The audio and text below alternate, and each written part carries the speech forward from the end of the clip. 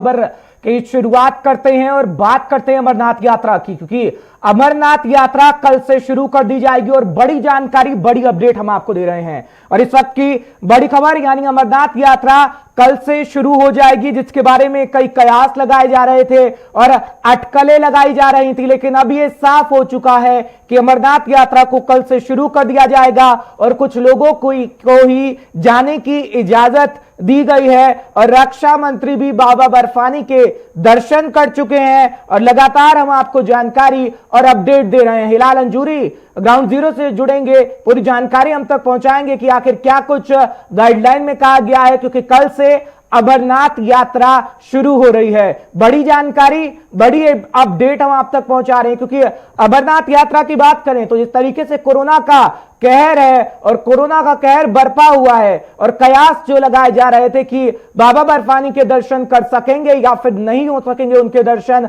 अब इसमें पूरी तरीके से अपडेट आ चुका है। हिलाल अंजूरी हमारे साथ जुड़ चुके हैं। हिलाल, जानकारी दीजिएगा, हमारे दर्शकों को अपडेट करिए कि क्या कुछ कहा गया है, क्योंकि ये कहा जा रहा है कि अमरनाथ यात्रा कल से शुरू कर दी गई है। बिल्कुल हर्ष, जराए के हवाले से खबर है, लेकिन जो कुछ ऑप्शंस के साथ हमारी बात हुई है उनका मानना है कि अभी इसमें हतमी फैसला नहीं लिया, यानी फाइनल डिसीजन जो है वो अभी तक नहीं आया है, क्योंकि कल इस बारे में एक मीटिंग होने वाली है जिसमें अमरनाथ श्राइन बोर्ड की मीटिंग होगी, जिसको हेड करेंगे जम्मू कश्मीर के लेफ्टिनेंट गवर्नर, जो कि अमरनाथ श्राइन बोर्ड के चेयरमैन भी हैं। तो इस वजह से उसी मीटिंग में ये सारा फैसला लिया जाएगा कि ये किस तरह रहेगी। हालांकि जो इससे पहले जो वर्कआउट किया गया है अमरनाथ श्राइन बोर्ड और जम्मू कश्मीर एडमिनिस्ट्रेशन की जानब से, तो उसमें यही बात कही गई है कि रोजाना 500 यात्री जो है वो सिर्फ बालतल के रास्ते, यानी जो गांदरबल का रास्ता है वहीं से गुफा में जाएंगे और वहां पर लिंगम के दर्शन करेंगे। लेकिन अभी तक खबर यही है कि कोई हतमी फैसला नहीं दिया है, कोई फाइनल डिसीजन नहीं दिया गया है, लेकिन कल इस बारे में मीटिंग होने जा रही है। बिल्कुल, यानी सूत्रों के हवाले से खबर मिल रही है, कोई आधिकारिक पुष्टि नहीं हुई है हिलाल। लेकिन रक्षा मंत्री की बात करें तो रक्षा मंत्री पहुंचे थे, पूरे हालातों का जायजा लिया था, फिर बैठकों का दौर। अब खबर यह है कि कल से शुरू हो जाएगी यात्रा। जब इस यात्रा को शुरू किया जाएगा, क्या कुछ व्यवस्थाएं रहेंगी, कितने चुनौतीपूर्ण होगा, क्योंकि हम देख रहे हैं कोरोना का कहर है और इस बीच यात्रा को शुरू करना। हिलाल, देखिए, हर बार यहाँ पर यात्रा हो रही है और इसमें दो चीजें खासतौर पर महत्वपूर्ण रहती हैं। एक तो सिक्योरिटी अरेंजमेंट्स, वो तो पहले से ही किए गए हैं और बालतल का रास्ता जो है वो इस हवाले से चुना गया है, और उसके साथ साथ जो यात्री के लिए जो अलग अलग जगहों पर उन्हें ठहरना होगा, कैंप्स का क्याम जो है वो अमल में लाया जा रहा है और ये हर साल होता जा रहा है। लेकिन इस बार जो कोविड-19 है तो एक एडिशनल जिम्मेदारी जो है अब जो कश्मीर एडमिनिस्ट्रेशन पे आ पड़ी है, क्योंकि इसमें सोशल डिस्टेंस का ख्याल रखना है और जो मास्क प्रोवाइड करना है हर किसी यात्री को, क्योंकि मास्क के बगैर कोई भी यात्री अलाउ नहीं होगा। तो ये एडिशनल चीजें जो है इस बार की गई हैं और इस हवाले से जो श्रीनगर डिस्ट्रिक्ट एडमिनिस्ट्रेशन, डिविजनल इंतजामिया और उसके साथ साथ जो गांदरबल डिस्ट्रिक्ट एडमिनिस्ट्रेशन है वो काफी एक्टिव है और उन्होंने इस हवाले से खुद भी अमरनाथ गुफा का या इस रूट का उन्होंने दौरा किया और इस हवाले से जो कुछ भी हाई रुकावटें थी उन्हें हटा दिया गया है और इस रूट को अब इस हवाले से तैयार रखा गया है और स्टेट एडमिनिस्ट्रेशन अब कल के डिसीजन का वेट कर रही है और उसमें जो कुछ डिसीजन लिया जा सकता है उसी हवाले से फिर अकॉर्डिंगली जो है चाहे श्रीनगर एडमिनिस्ट्रेशन हो या गांदरबल एडमिनिस्ट्रेशन हो वो इस पर वर्कआउट करें। बिल्कुल हिलाल, लेकिन आतंकवादी घटनाओं की अगर हम बात करें, हम देख रहे हैं किस तरीके से आतंकवादी घटनाएं बढ़ रही हैं, लेकिन दूसरी तरफ सेना का बयान भी पिछले दिनों आया कि अमरनाथ यात्रा को टारगेट कर सकते हैं आतंकवादी, और पिछले बार भी ऐसा होता रहा है जब सेना का बयान भी आता रहा है और कहता है कि आतंकवादी घटना अंजाम दी जा सकती है। हालांकि इस वक्त की परिस्थिति क्या है हर कोई जानता है कश्मीर की, लेकिन हालात की बात करें, हालात इस वक्त ग्राउंड जीरो पर कैसे हैं आपसे हम समझना चाहेंगे। हिलाल, देखिए, इसमें कोई शक नहीं है कि जो खुफिया एजेंसीज हैं या फौज है उनकी जानब से ये इस बार भी कहा गया है कि इस बार भी यात्रा अंडर थ्रेट है, यानी मिलिटेंट्स इस पे हमला कर सकते हैं। ये लास्ट ईयर भी कहा गया था, लेकिन उस वक्त फिर कहानी कुछ और ही निकली, एब्रोगेशन ऑफ आर्टिकल 370 हुआ और उसके बाद ठीक तरह से लगा कि जो खदशात उस वक्त भी जाहिर किए गए थे वो हकाइक से बिल्कुल बरक्स थे। लेकिन इस बार फौज और उसके साथ साथ खुफिया इदारों ने एक बार इसी तरह की जो रिपोर्ट्स दिए हैं उनका मानना है कि इस बार जो यात्री आएंगे भले ये कम तादाद में होंगे और सिर्फ 14 दिन तक ये रिस्ट्रिक्ट रखी गई है, लेकिन उसके बावजूद मिलिटेंट्स का साया इन पर रहेगा और इस वजह से इस चीज को रूल आउट करने के लिए फोर्सेस, सीआरपीएफ और फौज की टुकड़ियों को लगा दिया गया और सिक्योरिटी के फुल प्रूफ अरेंजमेंट्स पूरे कश्मीर के अंदर किए गए हैं। चलिए बहुत बहुत शुक्रिया हिलाल। लेकिन अगली खबर पर भी आपसे जानकारी लेंगे, क्योंकि अगली खबर भी कश्मीर से ही है, लेकिन आपको अमरनाथ यात्रा के बारे में बता रहे हैं, क्योंकि अमरनाथ यात्रा कल से शुरू होगी, लेकिन आधिकारिक पुष्टि नहीं है इसकी। सूत्रों के हवाले से हमारे पास खबर मिल रही है। लेकिन बात करेंगे सोपोर की, क्योंकि सोपोर में एक व्यक्ति की मौत हो गई है और वो पीडीडी का कर्मचारी बताया गया है। बड़ी जानकारी आपको दे रहे हैं हम जम्मू कश्मीर के सोपोर से, जहां पर एक व्यक्ति की करंट लगने से मौत हो गई है और पीडीडी कर्मचारी हाई वोल्ट लाइन की मरम्मत कर रहा था और बिजली का झटका लगने से मौके पर ही उसकी मौत हो गई है। तस्वीरें भी हम आपको दिखाएंगे, क्योंकि सोपोर पुलिस ने अब मामला दर्ज कर जांच की कार्रवाई शुरू कर दी है। लेकिन बार बार ऐसा मामला आना कहीं ना कहीं सवाल भी खड़े करता है, क्योंकि पीडीडी की बात करें तो पीडीडी ये कर्मचारी था और जिस तरीके से उसकी मौके पर ही मौत हो गई क्योंकि उसे करंट लगा था, और ये पहला मामला नहीं है कश्मीर की अगर हम बात करें तो। ऐसे मामले बतौर लगातार आते रहे हैं, लेकिन सवालिया निशान भी ये खड़े करता रहा है। हिलाल अंजुरी लगातार बने हुए हमारे साथ। हिलाल, सबसे पहले तो इस पर अपडेट करिएगा कि इस पर अभी क्या कुछ कार्रवाई की जा रही है, पुलिस ने मामला दर्ज किया है या फिर नहीं किया है, पूरी जानकारी दीजिएगा, फिर सवालात भी करेंगे। सनाउल्लाह इस शख्स का नाम है जो महकमा बिजली में काम कर रहा था और बिजली करंट लगने से इसकी मौत वाक़ा। चलिए बहुत बहुत शुक्रिया हिलाल तमाम जानकारी हम तक पहुंचाने के लिए। लेकिन एक और बड़ी खबर आपको बताएंगे। बाढ़ लगातार हम देख रहे हैं किस तरीके से बाढ़ का कहर हो रहा है, लेकिन बात चीन की करेंगे, क्योंकि चीन में बाढ़ से आफत है, लेकिन धमाके से एक बांध को उड़ा दिया है चीन ने, जिसकी वजह से चीन के लोग बेहद परेशान हैं। उसकी जानकारी हम आपको देंगे, हमारे संवाददाता जुड़ेंगे कि आखिर चीन ने ऐसा कारनामा क्यों कर डाला है, और उसकी जानकारी हम आपको पूरी तरीके से देंगे। तस्वीरें भी दिखाएंगे कि इस वक्त क्या कुछ हालात बने हुए हैं, क्योंकि चीन की अगर बात करें तो चीन लगातार अपना कारनामा करता आया है और एक बार फिर चीन ने अपना कारनामा करा है, क्योंकि चीन में इस वक्त भारी बारिश हो रही है, लेकिन बांध को धमाके से उड़ा दिया चीन ने, जिसमें अब त्राहिमाम चीन में इस वक्त हो रहा है, क्योंकि पानी का दबाव कम करने के लिए चीन ने बांध को धमाके से उड़ा दिया है। और चीन में डैम का गेट खोलने से भी हालात काबू नहीं हुए हैं और इस वक्त चीन पानी पानी हो चुका है। लेकिन कारनामा एक और चीन ने कर डाला है और अपने ही लोगों के लिए परेशानी उसने खड़ी कर दी है, जब ऐसे समय में बारिश हो रही थी और ये आशंका थी कि बाढ़ होगी, बाढ़ आएगी और बारिश की वजह से बाढ़ आना तय था चीन में, लेकिन एक बांध को धमाके से उड़ा दिया गया और धमाके की वजह से लोग कितने परेशान हैं तस्वीर भी हम आपको दिखाएंगे। लेकिन राजेश कुमार भी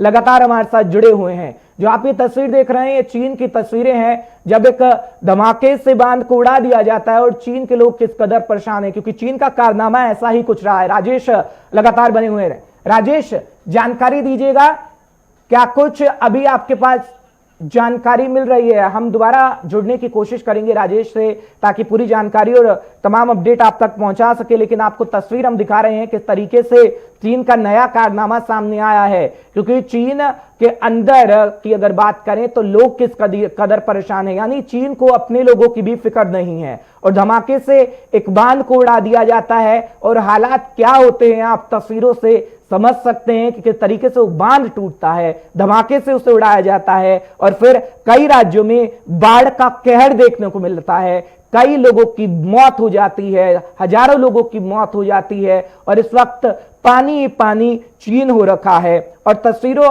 में आप देख सकते हैं, क्योंकि इस बांध को जो ये बांध की आप तस्वीर देख रहे हैं, इसी बांध को बम से उड़ा दिया गया, धमाके से उड़ा दिया गया। और जब चीन में डैम का गेट खोलने लगे तो उस डैम के गेट को खोलने से भी हालात पर काबू नहीं पाया जा सका। जानकारी हम आपको दे रहे हैं और बता रहे हैं कि किस तरीके से चीन अपने ही लोगों के लिए मुसीबतें खड़ी करता है कि बांध को धमाके से उड़ाया गया है और धमाके से उड़ाए जाने के बाद क्या हश्न लोगों का हो रहा है चीन के अंदर, आप साफ तौर पर देख सकते हैं। और इसकी जानकारी हम इसलिए आपको दे रहे हैं क्योंकि चीन को खुद अपने लोगों की फिक्र नहीं है और चीन लगातार ऐसे कारनामा करता है कि अपने ही लोगों को वो खतरे में डालता है। और ये धमाका किया गया है अपने ही, चीन ने अपने ही अंदर यानी बांध को धमाके से उड़ाया है, जिसके बाद बाढ़ की ऐसी स्थिति बनी कि कई हजारों लोगों की मौत हो गई है। और जिस वुहान शहर से कोरोना वायरस निकला था उस वुहान में भी इस वक्त पानी ही पानी है। यानी चीन के कई राज्यों में इस वक्त बाढ़ का कहर है और कई हजार लोग मौत के मुंह में समा चुके हैं। पूरी जानकारी और पूरी अपडेट हम आप तक पहुंचा भी रहे हैं। और बात करें अगर इस डैम की, तो इस डैम का गेट खोला गया ताकि हालात को काबू में पाया जा सके। पहले चीन ने कारनामा कर डाला, फिर हालात को काबू में पाने के लिए डैम का गेट खोला जाता है, लेकिन उससे भी हालात काबू में नहीं हो पाते हैं। और तस्वीरें हम आपको लगातार दिखा रहे हैं कि चीन ने किस तरीके से अपने ही लोगों के लिए मुसीबत को खड़ा कर दिया है। अलग अलग देश की बात करें तो इस वक्त कई देश ऐसे हैं जो बाढ़ की परिस्थितियों से जूझ रहे हैं, लेकिन चीन एक ऐसा देश है जो अपने लोगों के लिए जानबूझ की मुसीबतें खड़ी करता है और एक बांध को धमाके से उड़ा दिया जाता है। और जिसके बाद क्या कुछ होता है आप तस्वीरों में देख सकते हैं कि सभी जो घर हैं इस वक्त पानी में समाये हुए हैं। और बात करें अगर वहां के लोगों की, तो वहां के लोग इस वक्त काफी मुसीबत में हैं और कई हजार लोग इसमें मारे भी जा चुके हैं इस बाढ़ में। और हर जगह पानी ही पानी चीन में इस वक्त नजर आ रहा है, महज इसलिए कि चीन ने बांध को धमाके से उड़ा डाला। और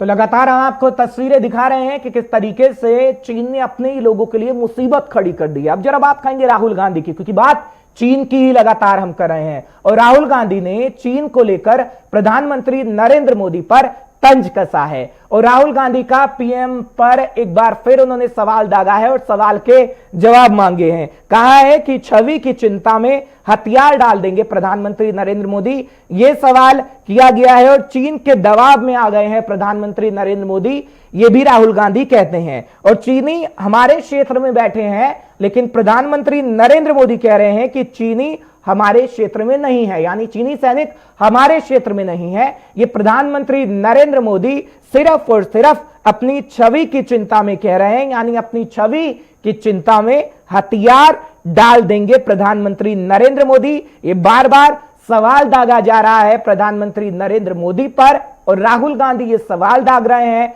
और पहले भी इसी तरीके से ट्विटर पर उन्होंने वीडियो रिलीज की थी और वीडियो के माध्यम से पूछा था कि आखिर क्यों सच्चाई नहीं बताई जा रही। और एक बार फिर राहुल गांधी की बात करें तो राहुल गांधी ने पीएम मोदी पर तंज कसा है और छवि की चिंता में हथियार डाल देंगे प्रधानमंत्री नरेंद्र मोदी। ये जवाब, इसका जवाब मांग रहे हैं कि अभी अपनी छवि की चिंता है सिर्फ प्रधानमंत्री नरेंद्र मोदी को, देश की चिंता नहीं करते प्रधानमंत्री नरेंद्र मोदी, ये राहुल गांधी साहब कह रहे हैं। और राहुल गांधी का सीधे सीधे यह सवाल है कि प्रधानमंत्री नरेंद्र मोदी को यह जवाब देना चाहिए कि जो चीनी सैनिक हैं वो हमारे क्षेत्र में आखिर क्यों घुस के बैठे हैं। और जब प्रधानमंत्री नरेंद्र मोदी कह रहे हैं वो झूठ क्यों कह रहे हैं कि चीनी सेना यानी चीनी सैनिक हमारे क्षेत्र के अंदर नहीं है, ये राहुल गांधी कहते हैं। और राहुल गांधी लगातार ट्विटर के माध्यम से तंज कस रहे हैं। इससे पहले की अगर बात करें तो जब से एलएसी पर तनाव बरकरार है, जब से सोनिया गांधी की तरफ से भी बयानबाजी की गई है, हालांकि विपक्ष का काम है सवाल पूछना, लेकिन प्रधानमंत्री नरेंद्र मोदी ने जब सर्वदलीय बैठक की थी उसके बाद जवाब दिया गया था और एक पूरी रणनीति चीन को सबक सिखाने के लिए कूटनीतिक वार्ता भी लगातार की जा रही है। लेकिन राहुल गांधी लगातार तंज कसते हुए नजर आ रहे हैं और राहुल गांधी ने एक बार फिर प्रधानमंत्री नरेंद्र मोदी पर सवाल दाग दिया है और ये कहा है कि प्रधानमंत्री नरेंद्र मोदी को सिर्फ और सिर्फ अपनी छवि की चिंता है और अपनी छवि के कारण ही वो किसी को भी अगर बात करें तो ये सच्चाई नहीं बता रहे हैं कि चीनी सैनिक हमारे क्षेत्र में आखिर क्यों घुस आए हैं। ये सच्चाई प्रधानमंत्री नरेंद्र मोदी को देश के लोगों को बतानी चाहिए, ये राहुल गांधी कह रहे हैं। और राहुल गांधी कह रहे हैं कि चीनी सैनिक यानी चीन हमारी जमीन हड़प चुका है। निशांत राय ज्यादा जानकारी के लिए हमारे साथ लाइव जुड़ चुके हैं। निशांत, तमाम जानकारी आप हमारे तक पहुंचाइएगा, हमारे दर्शकों को अपडेट करिएगा, क्योंकि राहुल गांधी ने एक बार फिर वीडियो रिलीज की है ट्विटर पर और ये कहा है कि सिर्फ प्रधानमंत्री नरेंद्र मोदी अपनी छवि के कारण देश को बर्बादी के कगार पर लाकर खड़ा कर रहे हैं। निशांत, देखिए, लगातार कांग्रेस की तरफ से इल्जाम लगाया जा रहा है प्रधानमंत्री नरेंद्र मोदी पर, और जब से चीन के सीमा विवाद शुरू हुआ है, यानी 5 मई के बाद से कांग्रेस का साफ तौर पर कहना है कि चीन ने हमारी जमीन पर कब्जा किया हुआ है। वहीं अगर भारत सरकार की माने तो भारत सरकार का कहना है कि चीन धीरे धीरे पीछे हट रहा है। और 3 दिन पहले ही रक्षा मंत्री राजनाथ सिंह ने भारत सरकार का रुख स्पष्ट कर दिया था कि चीन से आगे कोई भी बातचीत तभी होगी जब चीन जो हमारी 1 इंच भूमि को भी पीछे छोड़कर हट जाएगा। यानी कि भारत का रुख सीधे तौर पर स्पष्ट है कि चीनी सेना ने जो कब्जा किया है उससे उनको पीछे जाना होगा। और चाहे आप फिंगर 4 की बात कर ले, फिंगर 8 की बात कर ले या चीनी बेस कैंप की बात कर ले, और जहां जहां भारत और चीन की सेना में टकराव था, धीरे धीरे दोनों मुल्कों की सेना जो है वापस जा रही थी, ऐसा भारत सरकार का कहना है। लेकिन दूसरी तरफ राहुल गांधी लगातार केंद्र सरकार को इस पूरे मामले को लेकर कटघरे में खड़ा करते हुए लगातार आए हैं। बिल्कुल कटघरे में खड़ा करें, और ये भी साथ ही साथ वो कह रहे हैं कि चीनी जो सैनिक है वो हमारे क्षेत्र में घुस आए हैं, लेकिन सच्चाई नहीं बताई जा रही और देश को सच्चाई प्रधानमंत्री नरेंद्र मोदी नहीं बता रहे हैं। ऐसा ही कुछ कहना चिदम्बरम साहब का भी था, और चिदम्बरम भी ट्वीट करते हुए निशांत पिछले दिनों नजर आए थे। और एक ही सवाल नहीं, पिछले दिनों राहुल गांधी ने 3 सवाल दागे थे, जीडीपी को लेकर, कोरोना को लेकर और चीन को लेकर, कि सिर्फ और सिर्फ झूठ बोला जा रहा है देशवासियों से। आखिर ऐसा प्रधानमंत्री नरेंद्र मोदी क्यों कर रहे हैं?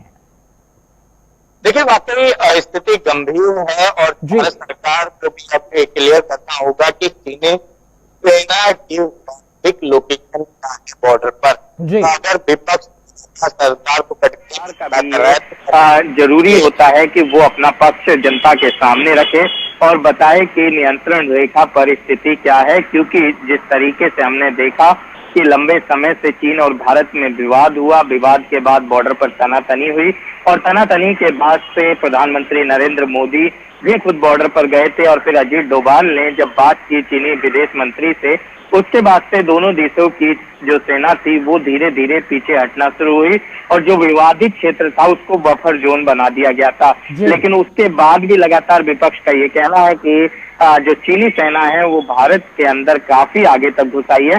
तो ऐसे में भारत सरकार को स्थिति स्पष्ट करनी चाहिए। बिल्कुल, लेकिन लद्दाख की अगर बात करें, लद्दाख में स्थिति क्या है? लगातार हम रिपोर्ट भी दिखा रहे हैं और वहां के लोग भी लगातार जो कह रहे हैं, और लोगों का यही कहना है कि ये जो स्थिति है निशांत, उसको स्पष्ट किया जाना चाहिए, क्योंकि चीन की हरकत हर कोई जानता है। और लद्दाख के लोगों की ये चिंता है कि चीन ने जो चालबाजी दिखाई है, इतिहास की अगर हम बात कर ले तो ऐसा दोबारा चीन ना कर ले। हालांकि हिमाकत उसकी नहीं है, ये नया भारत है और प्रधानमंत्री नरेंद्र मोदी, रक्षा मंत्री लगातार यही कह रहे हैं, लेकिन कहीं ना कहीं लद्दाख के लोगों में ये चिंता बरकरार है। निशान,